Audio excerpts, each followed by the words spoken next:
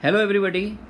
आज के लेक्चर में हम एओडी में रेट मेजर टॉपिक पढ़ने जा रहे हैं। तो इसमें थ्योरी वाला पार्ट एज सच कुछ भी नहीं है, हम क्वेश्चन के थ्रू ही इसकी प्रैक्टिस करेंगे। देखिए क्वेश्चन नंबर फर्स्ट में क्या लिखा हुआ है, if the area of circle increases at a uniform rate show that the rate of increase of the perimeter varies inversely as its radius. मतलब आपसे ये बोला जा रहा है कि अगर हम सर्कल के एरिया को यूनिफॉर्मली इंक्रीज करते रहें, यूनिफॉर्मली बढ़ाते रहें, तो आपको ये प्रूव करना है कि उसके पेरीमीटर की जो रेट ऑफ चेंज आएगी वो रेडियस के इन्वर्सली प्रोपोर्शनल होगी, है ना। तो यहाँ पर बेसिकली अपने को दो फॉर्मूले पता होना चाहिए। पहली बात तो सर्कल का एरिया, आपको क्या गिवन है, एरिया जो है यूनिफॉर्मली बढ़ रहा है। गिवन इन द प्रॉब्लम क्या गिवन है, D A upon D T, यानी rate of change of area is constant. के यहाँ पर किसका रोल प्ले कर रहा है, कांस्टेंट का, है ना। ठीक है। अच्छा, सर्कल के एरिया का फॉर्मूला यार क्या होता है, सर्कल के एरिया का फॉर्मूला होता है पाई आर स्क्वायर। तो इसको टाइम के रेस्पेक्ट में डिफ्रेंशिएट कर लो, D A by D T. Pi constant है, आर स्क्वायर का derivative 2r into D R by D T, और D A by D T की वैल्यू आपको के दे रखी है। तो एक यहाँ से एक मीनिंगफुल इन्फॉर्मेशन कलेक्ट कर ली, D R by D T अपने पास आ गया के अपॉन 2πr। आ रही बात बच्चों समझ में। अब यार काम क्या करना है, किसका रेट ऑफ चेंज निकाला, पेरीमीटर का। पेरीमीटर मतलब वही सर्कमफ्रेंस, सर्कल की सर्कमफ्रेंस के फॉर्मूले से भी यूज हुए आप लोग, P इक्वल टू 2πr।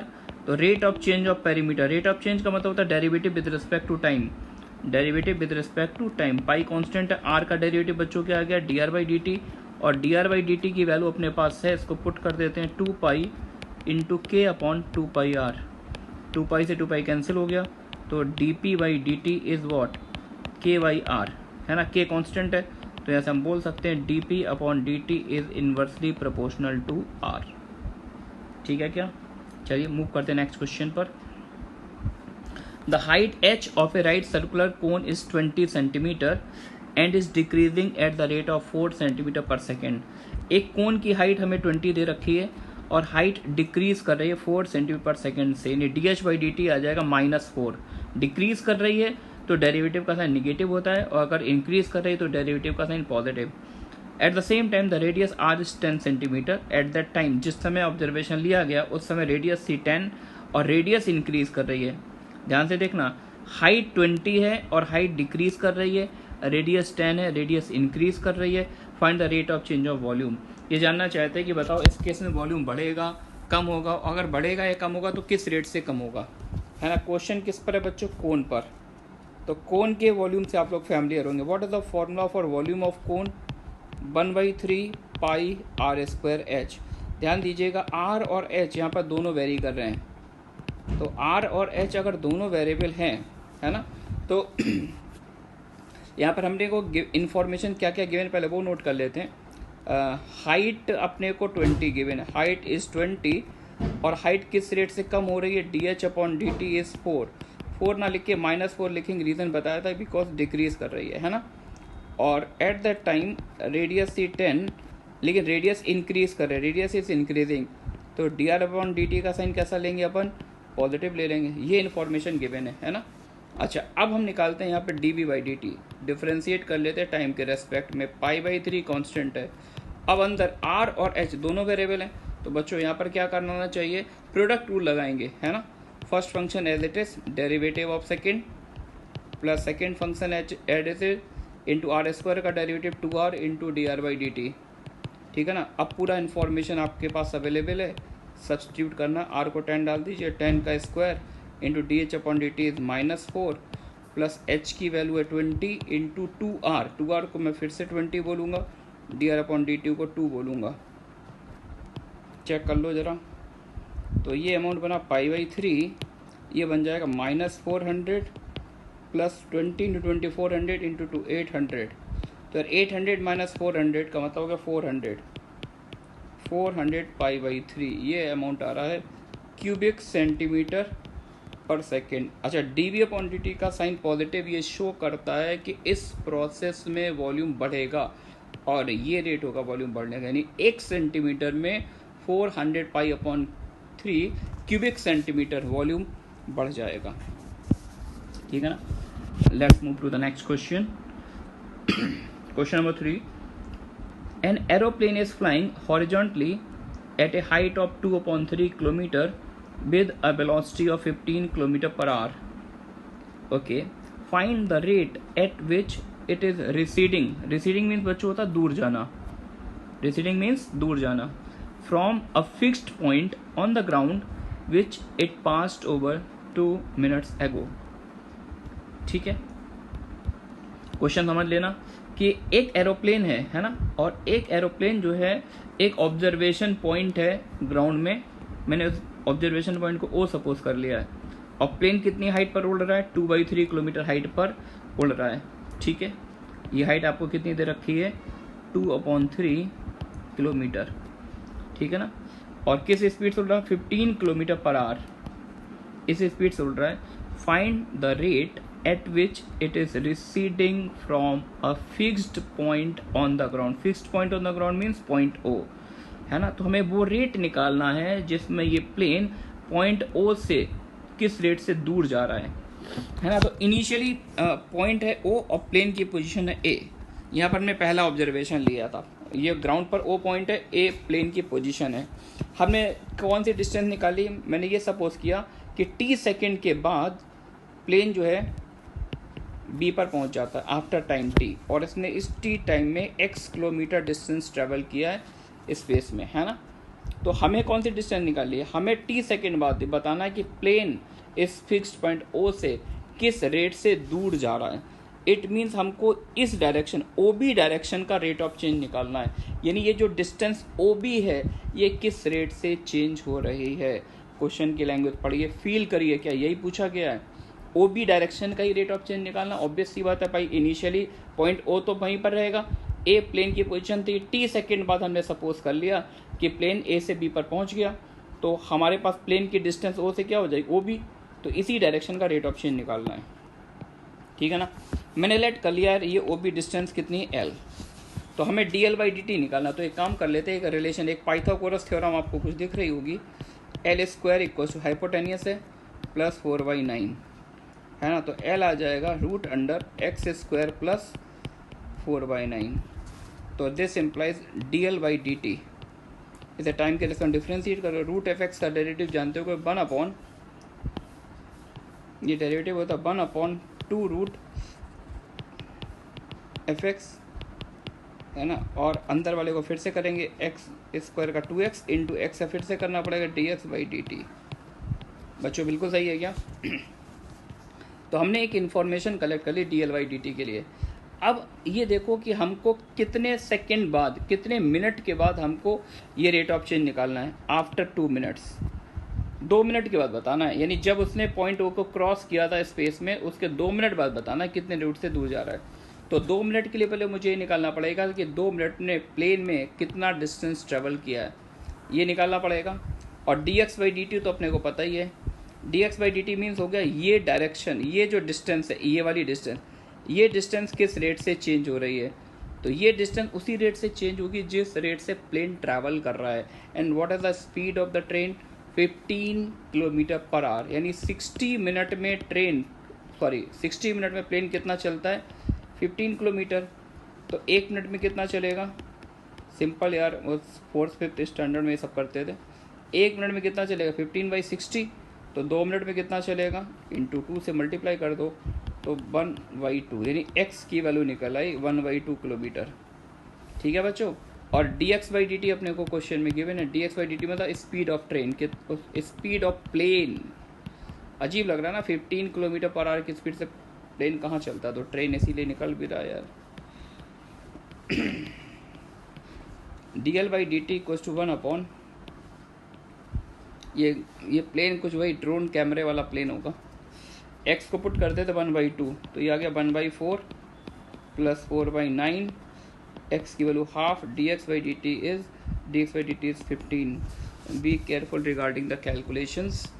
अच्छा पहले डिनोमिनेटर की बात कर लेते हैं यार. एलसीएम कितना आएगा, 36 आ जाएगा, और ये बनेगा 36 आएगा, तो 6 तो ऊपर आ गया, नीचे आ जाओ. 4 9 जा 36 प्लस 9 4 जा 4 4 जा 16. चेक करते रहिएगा. 15/2, 2 3 जा 15 इंटू 3, और नीचे 16 प्लस 9 25, 5 आ गया, 5 3 जा 15, 3 3 जा 9. और इसकी यूनिट होनी चाहिए 9 किलोमीटर पर आवर, इस रेट से चेंज हो जाएगा। ठीक है बच्चों, मूव करते हैं नेक्स्ट क्वेश्चन पर।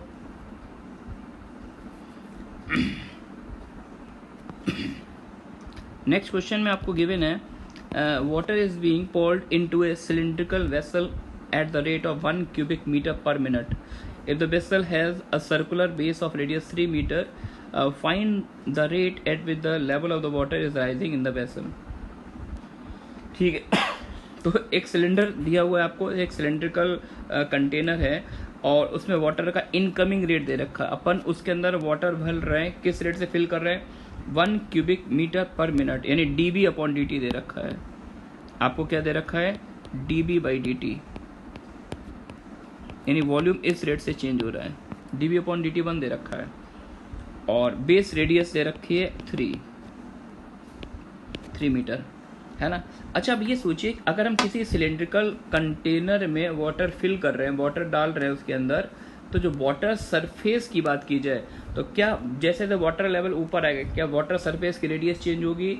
नहीं, वाटर सरफेस की रेडियस सेम रहती है क्योंकि सिलेंडर का क्रॉस सेक्शन सेम रहता है। तो जैसे जैसे वाटर फिल करेंगे तो इसके लिए एच वेरी करे, वाटर सरफेस की जो हाइट है वो वेरी करेगी, लेकिन रेडियस कांस्टेंट रहेगी। लेकिन अगर यही बात सिलेंड्रिकल वेसल में की जाए, अगर हम कोई सिलेंड्रिकल कंटेनर लें और उसमें वाटर को फिल करें, तो जैसे जैसे टाइम आगे बढ़ेगा उससे एक्चुअली क्या होगा, वाटर सरफेस की रेडियस भी चेंज होती है और हाइट भी चेंज होती है। तो सिलेंड्रिकल वेसल की प्रॉब्लम एक अच्छी प्रॉब्लम मानी जाती है क्योंकि तो बहुत डिफरेंट तरह के क्वेश्चन पूछे जा सकते हैं कि जैसे जैसे टाइम बढ़ेगा तो वाटर सरफेस की रेडियस किस रेट से चेंज होगी, या फिर हम वाटर सरफेस की पैरामीटर भी आपसे पूछ सकते हैं, या फिर कोन की स्लैंट हाइट भी पूछ सकते हैं। बहुत सारे क्वेश्चन आ सकते हैं।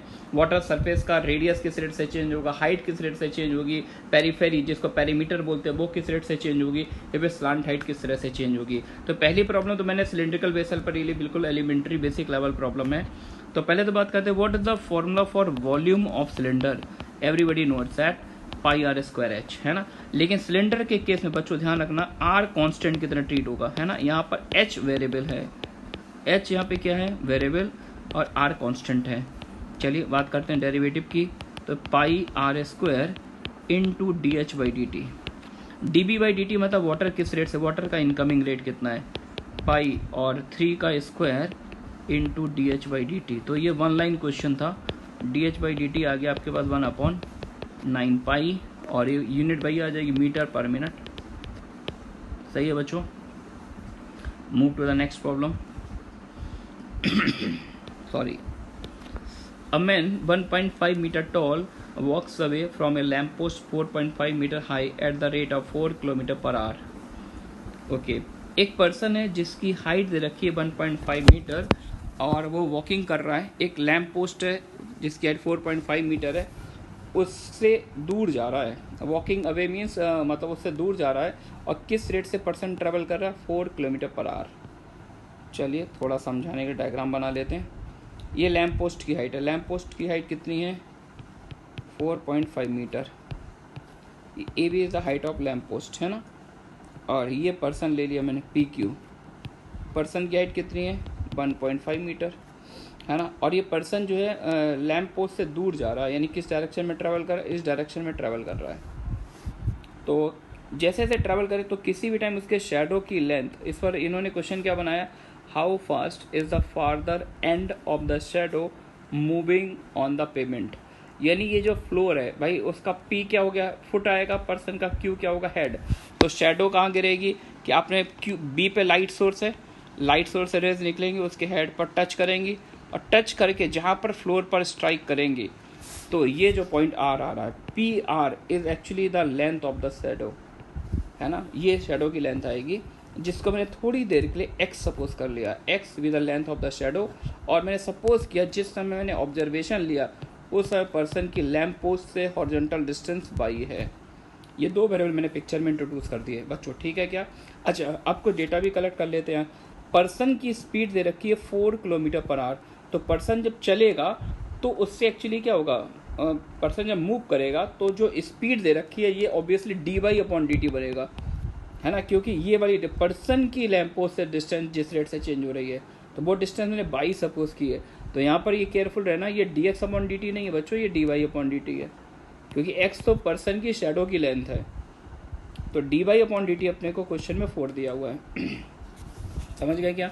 अच्छा, अब एक रिलेशन हम लोग निकाल सकते हैं। जब इस तरह का डायग्राम गिवन होता है, क्लास 9th में हम लोगों ने सिमिलर ट्राइंगल पढ़े थे, तो ये दोनों triangle A B R a similar triangle P Q R, ऐसे बहुत से क्वेश्चन पढ़ के ही बड़े हुए हम लोग। तो सिमिलर ट्राइंगल हैं तो बड़े ट्राइंगल का हाइट अपॉन छोटे का हाइट इक्वल टू बड़े ट्राइंगल का base, corresponding sides are proportional, ऐसा कुछ पढ़ा था। ये 3 टाइम्स आ जाएगा। तो x वर्सेस y एक रिलेशन जनरेट हो गया यहाँ से आ गया y equal to 2x। This imply dy by D T 2 times dx by D T. सही है बच्चों? और dy बाई डी टी 4 दिया हुआ है, 4 equals to 2 times dx by D T, तो dx बाई डी टी भी निकल आया। dx बाई डी टी 2 आ गया। dx बाई डी टी मतलब ये जो शेडो है इसका रेट ऑफ चेंज निकल आया। तो चांस की बात है, सेकंड पार्ट का आंसर पहले आ गया है। सेकंड पार्ट में पूछा how fast is his shadow lengthening, यानी उसकी शैडो की लेंथ किस रेट से चेंज हो रही है। ठीक है ना? तो शैडो की लेंथ मतलब ये वाली डिस्टेंस, ये जो x है ये किस रेट से चेंज हो रहा है। तो dx बाई डी टी 2 आ गया। This is the answer of the second part, है ना। फर्स्ट पार्ट पढ़ते हैं। How fast is the farther end of the shadow moving on the payment. Farther end of the shadow, shadow का farther and क्या हो गया r।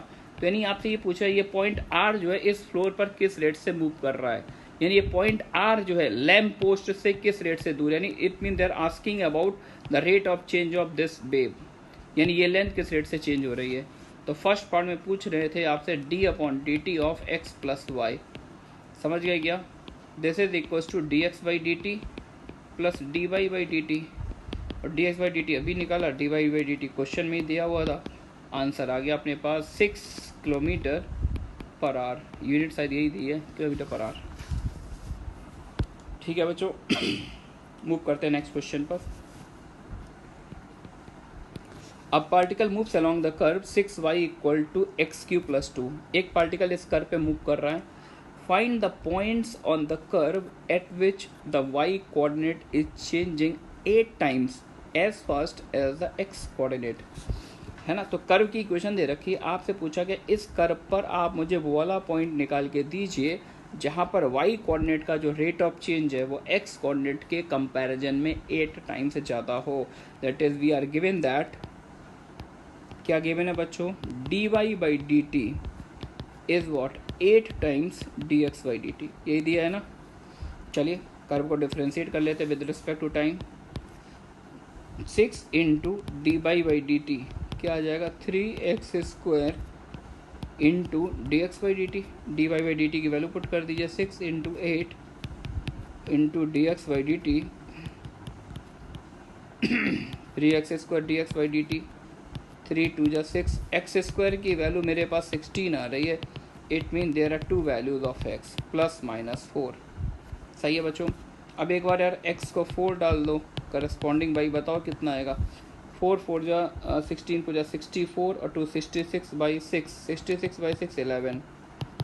If x equals to -4 डालेंगे तो कितना आएगा, -64 प्लस 2 -4 डाल दिया तो -64 प्लस 2 -62, -62 बाई 6 का मतलब कितना हो गया, 62 बाई 6 का मतलब हो गया -32 बाई 3। तो 2 पॉइंट आ जाएंगे बच्चों, कैलकुलेशन चेक कर लीजिएगा एक बार। 4 पर 11, 4,11 एंड ऐसे 2 पॉइंट हो गए, -4 -32 बाई 3। ठीक है ना। चलिए नेक्स्ट क्वेश्चन पे मूव करते हैं। एक क्वेश्चन मैंने कोन का भी ले लिया। An inverted cone has a depth of 10 centimetre and a base of radius 5 centimetre. Inverted कोन का मतलब बच्चों क्या होता है, इन्वर्टेड कोन मीन्स होता है वर्टेक्स जो होगा वो डाउनवर्ड होगा, समथिंग लाइक दैट। इस तरह का कोन दिया हो, इस कोन को अपन क्या बोलते हैं, इन्वर्टेड कोन, जैसे वर्टेक्स डाउनवर्ड हो, है ना। और इसका आपको डेप्थ दे रखा है, डेप्थ मतलब हाइट और बेस रेडियस 5 बना लेते हैं यार। तो ये हाइट अपने को कितनी गिवन है, 10 सेंटीमीटर, और ये जो बेस रेडियस है ये कितना है, 5 सेंटीमीटर। ठीक है। Water is poured into it at the rate of 1.5 cubic centimetre per minute, यानी इसके अंदर अपन वाटर फिल कर रहे हैं किस रेट से, इनकमिंग रेट वाटर का क्या है 1.5 क्यूबिक सेंटीमीटर पर मिनट। ठीक है ना। अब जरा समझना यार, जब अपन किसी कोनिकल वेसल के अंदर पानी डालते हैं, पानी भरते हैं, तो time to time water surface की रेडियस, ऑब्वियसली इसका क्रॉस सेक्शन सेम नहीं है, तो जैसे जैसे वाटर लेवल ऊपर आता जाएगा वाटर सरफेस की रेडियस भी चेंज होगी, पेरीफेरी भी चेंज होगी, वाटर सरफेस का एरिया भी चेंज होगा, स्लांट हाइट सब कुछ चेंज होगा। तो यानी ये एक ऐसा क्वेश्चन जिसमें आर और एच दोनों ही वेरिएबल हैं। सिलेंडर में हमें को फैसिलिटी मिल जाती थी, आर कांस्टेंट होता था, क्वेश्चन आसानी से सॉल्व होता था, ठीक है ना। अब इनका क्वेश्चन ये कि अगर हम वाटर इस रेट से फिल करेंगे, find the rate at which the level of the water in the cone is rising when the depth of the water is 4। यानी जिस समय H4 होगा, जिस समय वाटर लेवल की हाइट 4 होगी, 4 हाइट तक पहुंच जाएगा, उस समय वाटर लेवल किस रेट से इंक्रीज कर रहा है। तो first of all what is the formula for the volume of cone, 1/3 πr²h, है ना। लेकिन अब यार हमको यहाँ पर R भी वेरिएबल है, H भी वेरिएबल है, तो हमको केवल क्या चाहिए, dH/dt निकालना है ना। तो मैंने ये सपोज किया किसी पर्टिकुलर टाइम t पर, जिस समय मैंने ऑब्जर्वेशन लिया, eight that time water level कुछ यहाँ पर है ना। उस समय वाटर सरफेस की रेडियस r है और वाटर सरफेस की हाइट h है। इसको कुछ भी नाम दे दो यार, OAB MN। अब एक काम कर लें, जो हम लोग जूनियर क्लासेस में करते थे, क्या करते थे, सिमिलर ट्रायंगल बहुत पढ़ा है, बहुत ज्योमेट्री पढ़ रखी है, तो आज इसका यूज़ कर लेते हैं। ट्रायंगल OAB एक राइट एंगल ट्रायंगल है ना, is similar to triangle MNB। Sorry, ये दोनों ट्रायंगल सिमिलर है तो करस्पॉन्डिंग साइड्स का रेशियो सेम होगा। बड़े ट्रायंगल की रेडियस अपॉन छोटे की रेडियस इक्वल टू बड़े की हाइट अपॉन छोटे की हाइट, सही है क्या। 5 2 जा 10, तो H को तो मैं 2R बोलूँगा, यानी R अगर आप मेरे से पूछेंगे तो R को मैं बोलूँगा H/2। अब इस R को उठा के हमने इस फॉर्मूले में पुट कर दिया, जिससे एक्सक्लूसिव इन्फॉर्मेशन मेरे पास आ जाए volume in terms of radius. π/3 R को पुट कर दिया H/2 का होल स्क्वायर इंटू H, तो मेरे पास वॉल्यूम आ गया जाके 2 2 दा 4 3 जा 12, π/12 H3। चेक कर लीजिएगा, एवरीथिंग इज गोइंग फाइन या। अब मुझे क्या चाहिए था, वॉल्यूम का rate of change, dB/dt π/12 into 3h² into dH/dt, सही है क्या बच्चों। dB/dt मीन्स वाटर किस रेट से अंदर आ रहा है, वो हमें दे रखा 3/2 क्वेश्चन में, π/12 इंटू 3, किस हाइट पर हमें रेट ऑफ चेंज निकालना था, जिस हाइट वाटर सरफेस किस हाइट पर था 4, इंटू 4 का स्क्वायर इंटू dH/dt। तो 1 4 1 3 से 12 तो कैंसिल हो गया यार, है ना। तो मेरे पास जो आंसर आ रहा है दैट इज, ऊपर 3 बना रहेगा, 4 का और मल्टीप्लाई हो गया 3/8 पाई। बच्चों चेक कर लेना यार, आंसर 4 नीचे आ गया, 4 2 8, सही है। और यूनिट इसकी क्या लिखनी चाहिए मेरे को, सबको सेंटीमीटर में दे रखा है और टाइम मिनट में दे रखा है, सेंटीमीटर पर मिनट, ठीक है ना। तो पढ़ेगा अच्छे से। और AI में जो क्वेश्चंस आए, वैसे तो ये टॉपिक जे एडवांस में नहीं है, लेकिन JEE मेंस में इसके क्वेश्चंस आ सकते हैं, तो JEE मेंस में जो भी क्वेश्चंस आए उनको ट्राई कीजिएगा अच्छे से। Okay, thanks.